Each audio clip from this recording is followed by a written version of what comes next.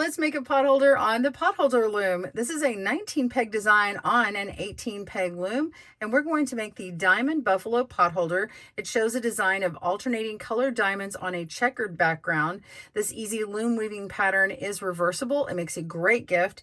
The design uses 19 pegs, and I'm going to show you how to add and adapt it to your loom to add that extra peg on both the warp and the weave today.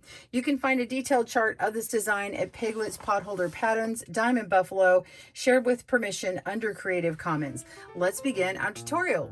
Welcome to GoodKnit Kisses. We're all about helping you stitch your love and love your stitches. This pattern has written instructions and links to both right and left-handed video tutorials for your convenience, as well as a link to the chart that we refer to in this pattern. So visit our link down in the video description below for a link to our blog. If you'd like to purchase an ad-free version, you can get that on our website or on our Ravelry and Etsy stores.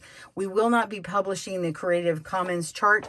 There will be a link to that PDF, and we do have those fully written instructions in our blog. So let's grab our supplies and we'll begin. You're going to need 38 loops. I've got 19 loops of color A in red and 19 loops of color B in light green, and of course my 18 peg loom and your tool of choice for weaving. I usually just use a crochet hook at the very end, or you can use one of these loom weaving tools. Grab your supplies and let's begin. For the warp, which is this up and down vertical part, you're going to place color A vertically from top to bottom or bottom to top on pegs 1 through 18, and use the columns of the pegs at the end for your 19th peg for the warp, which is right here. So it's going to go across that. So now go ahead and put all of your loops across. Every single one of your color A will take up all of these. So go ahead and do that. Pause your video as needed.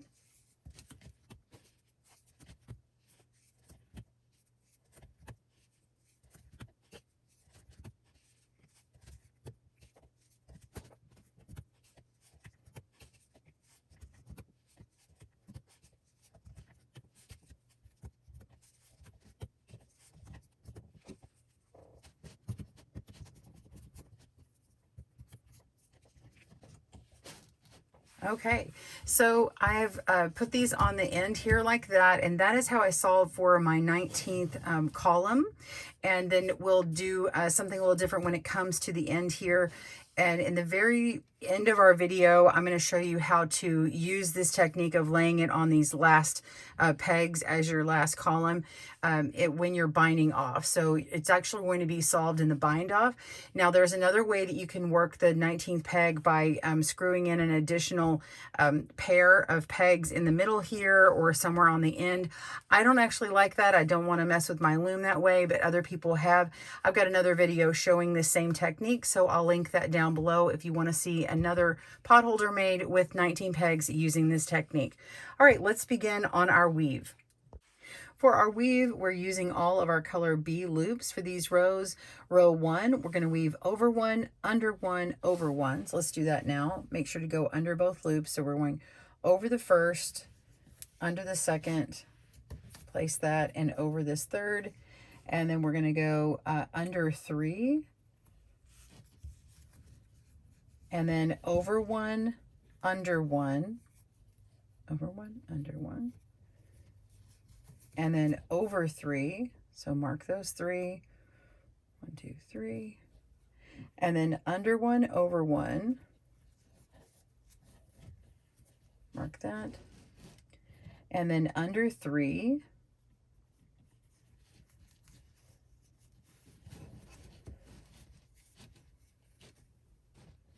And then over 1, under 1, over 1. So this one on the 18th peg, we're going to go underneath. Make sure you go under both of those, and then place it on our sort of invisible 19th peg. Just place it on the end here, and it's technically going over this 19th stitch, and we'll address that at the end. Row 2. This one's a little simpler. We're going to weave under 1, over 1, 9 times. So go under that very first one and place your loop. Over 1. Okay, so we did that 1 time. And 2. 3, 4, 5, 6, 7, 8, 9.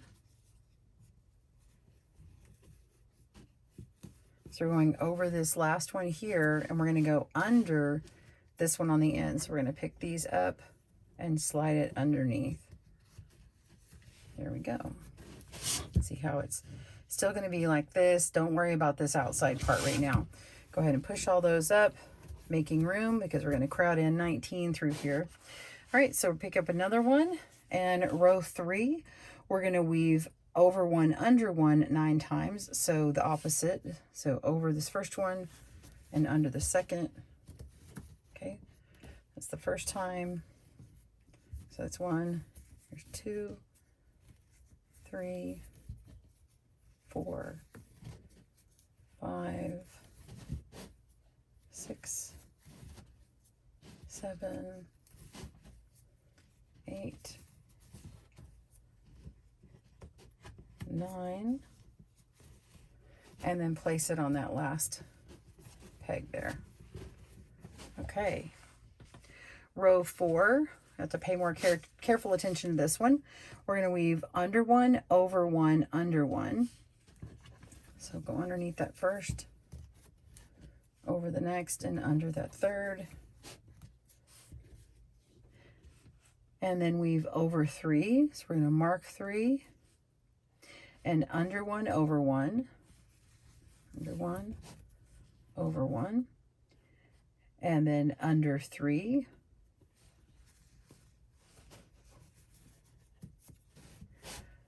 over 1, under 1, and then over 3, and then under 1, over 1, and then under that very last one, the 19th stitch. So get in there and place it on that peg. That's 4 rows. Number 5, another one we pay careful attention to. Under 2, over 2.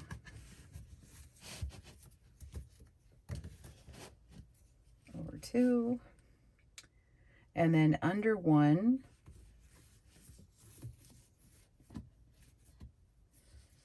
And then over 2, under 2, over 2, under 2, and over 1, and then under 2, over 2, under 1, over 2, and then under these last 2.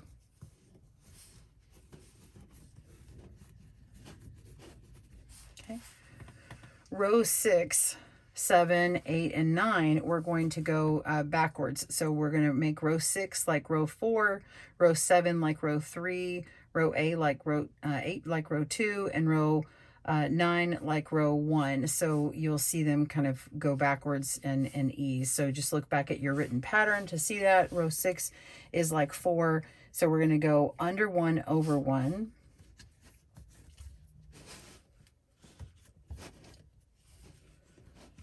And then under 1, over 3, under 1, over 1, under 3, over 1, under 1,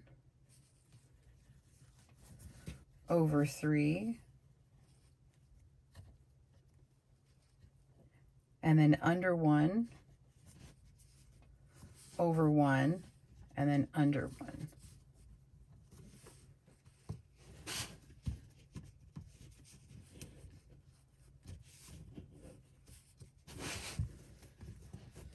Row 7 is like row 3, which is easier.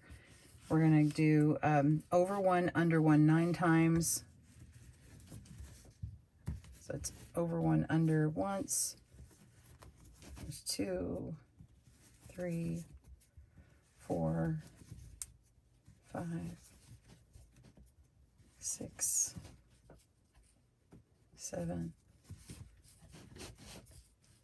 8, 9, and then over that last one. Again, well, I didn't say it again in here, but you've got the controls on your YouTube. Make sure you can push pause as you need or slow it down. Use those playback controls to make it faster or slower. All right, now we want to go on to the next row, row 2. Well, row 8 is like 2, so we're going to weave under 1 over 1 9 times. So it's 1, 2, 3, 4, 5, 6, 7, 8, 9, and then 10. That last one is going under. So it's just opposite of the last row, and you can really see that pattern emerging here. And then now for row 9, we're going to repeat row 1, which we'll have to carefully go over. So it's over 1, under 1.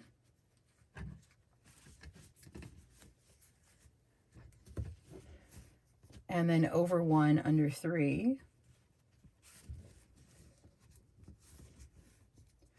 Over 1, under 1.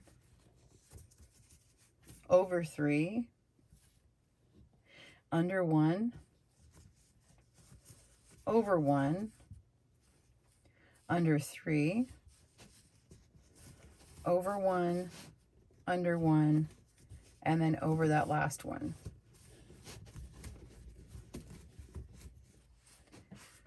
All right, so now row 10, this is where it's different and it shifts. The only time that this one happens, we're going to weave over 2, under 2,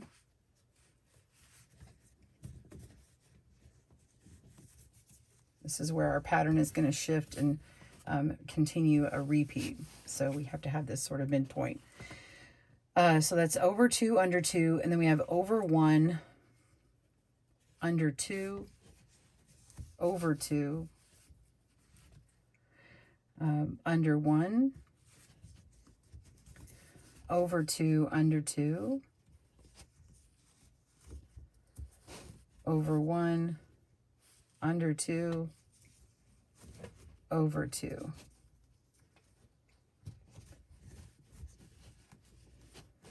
All right, there we go. So now we are just going to repeat for rows 11 through 19, we're repeating rows 1 through 9. So that's it. So you see that pattern emerging. Go ahead and do that. And rewind your video to do row 1 and then go till 19. I'll do the last 2 rows on here and do the bind off part. All right, pause your video and I will see you in a moment. Let me go ahead and start this row 1 because it's a little more difficult. So let me just repeat row 1 for you just for a second. Weave over 1, under 1, just because it's not as easy as rows 2 and 3. So over 1, under 1, over 1, and then under 3, over 1, under 1, and then over 3, under 1, over 1, under 3, over 1, under 1, and over the last one. Okay? All right, finish rows 2 through 7 or 8, and I'll meet you for those last row or 2. See you soon. Okay, so for row 19, we need to repeat row 9. Row 9 is the same as row 1. We're going to weave over 1, under 1. So we're going to be working with this line here. We're going over 1, so just place it directly on top. And then we're going to go under this one here. Go ahead and lift it up like that. And you can actually completely move this underneath, okay? And place that back down. Now we're going over 1 as our next one.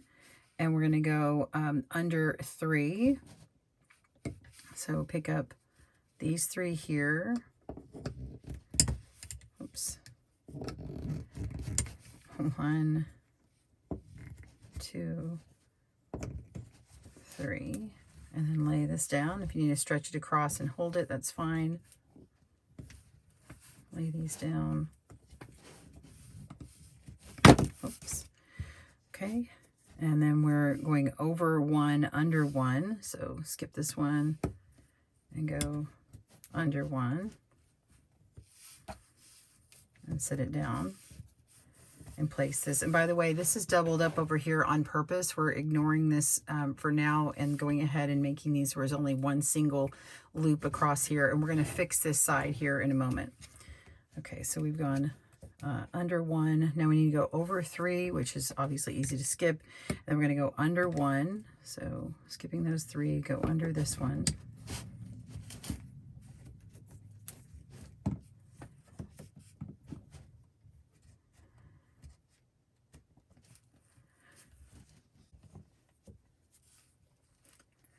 And then over 1, and then under 3.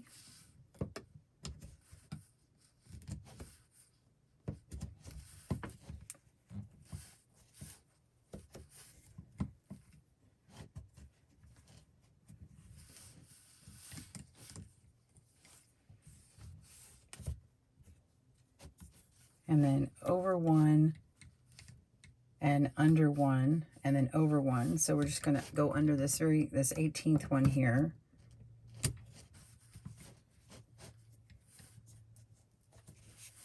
And lay this on top of this very last one. I have 3 pegs or 3 loops on that last peg there. So we've solved this line here, leaving 2 on this loop here. And let's go to the other side. We're going to leave this for now.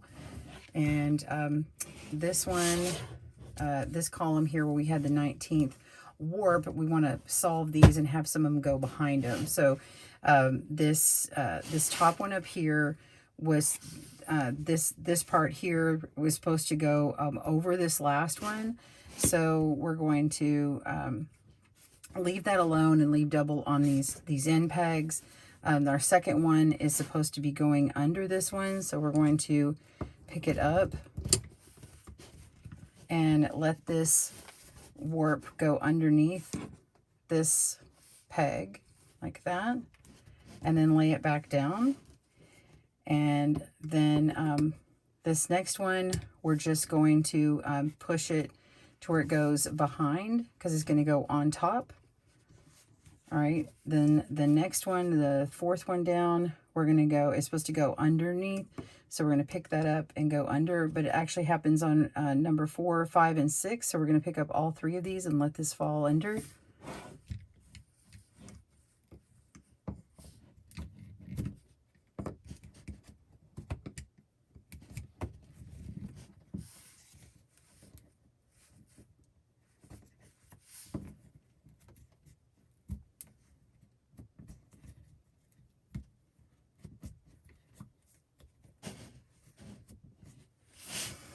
Okay, and then on 7, it's supposed to go over, so just let it fall over behind there. And then we're going to go under number 8. Go ahead and pick that up. See if I can get in there.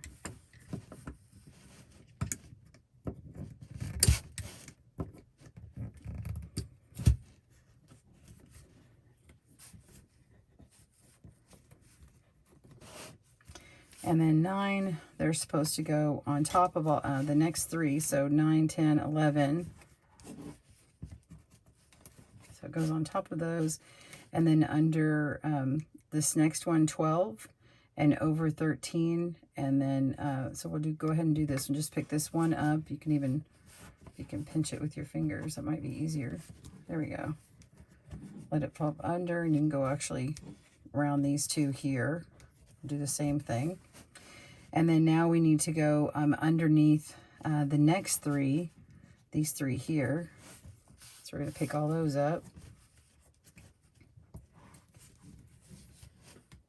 1, 2, and 3. Don't drop it. Let those fall over. And it can go ahead and fall over this 4th one here.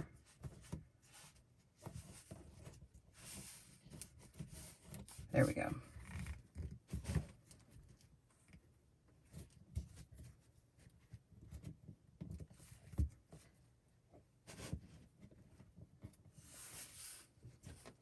And then we'll address this here in a moment. So we're going to start binding this off and going all the way around. So we're going to start our crochet bind off, and usually what happens is I work this main line first across this way in this direction, and I actually start after my 18th peg. I actually go 1 over on this side, and then I grab this part and go around. That's just kind of what I do if you see my videos before. So you know that we have a couple of extra loops over here, so we need to mess with those first, and we'll begin. So this is my 18th peg, and technically I have a 19th warp, which is this particular red that's back here. Okay, so it's actually going to be worked second. So in this case, so imagine that there's actually a loop right here, or a peg right here. So I'm going to pick up my first peg on the end, or my first loop on the end of this peg. Pick it up like normal and turn this around so we can do it. And then instead of going over here, I need to pick up actually my 19th warp, right? That's this red one, and pull through. All right, now we can continue as usual. Go to the 18th one and loop that through and continue in order. So I've solved for this kind of goofy corner that you saw before. The hardest corner is going to be this one in the end, and I'll show you how to do that. And go ahead and crochet through all of these until 1 stitch before this corner down here, and I'll show you how to work those. All right, pause the video and I'll see you in a minute. All right, I'm down at the end here, and we're going to work on this. Because of the way this 2-color project is with the warp and weave different, it's really easy to visualize.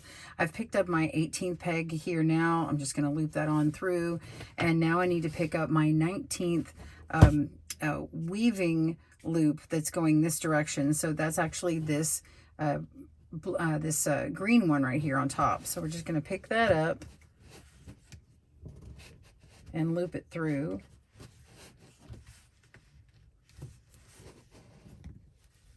There we go. Turn this around, and then we're continuing on. So because we already set everything up before, we're going to go all the way down, and then we're going to work this corner here. So go down until a couple stitches before, pause your video, and I will meet you there. See you soon.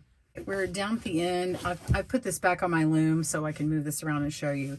Okay, so we're working with the warp colors, which are red in this case. So this is the last one I have my hook on. The next one we want to do is this one on the 18th peg, and then you see this red one down here. This is our last one that we need to work before we start working these weaving loops, these green ones. So I'm not going to simply pick this up and put it underneath the red. I need to do it in the right order. And so if you look at our chart or look at what it's supposed to be, this green is supposed to go over this red. So when you pick them up, you can actually just pick up this top one here and move it maybe over to the 17th. So it's easier to go ahead and sort of crochet these off. So let's go ahead and pick this up and I'll show you.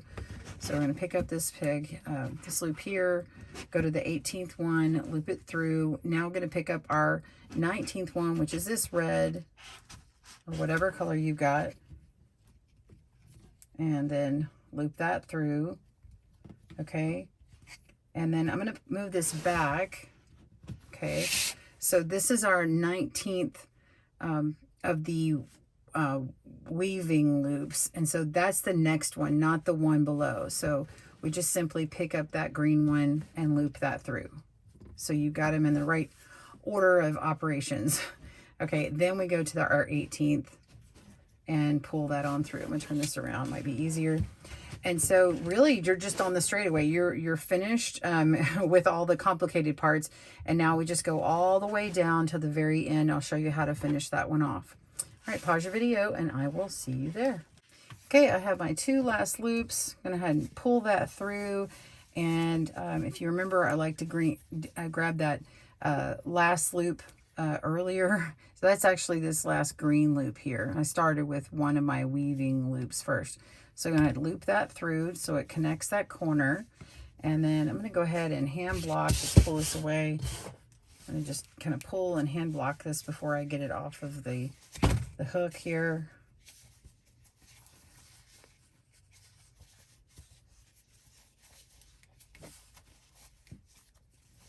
There we go. Got my square done. And now I can just pull my loop through and weave it in the back. Flip it over. And I like to go through there and underneath a few more loops for good measure. It's nice and secure. And that's it. Well, I hope you've enjoyed this tutorial for your Diamond Buffalo Square pot holder. Thanks for joining me again at GoodKnit Kisses. And I'd love to know what colors you put together. I did mine, of course, a very Christmassy design, but you do how yours is. Let's go flip it over. Let's see what that looks like with the red primary on there. I think that looks really good. All right, have a great day. Happy knitting, crochet, and weaving. Bye, everyone. Thanks for joining us today, where we help you stitch your love and love your stitches. See you again soon.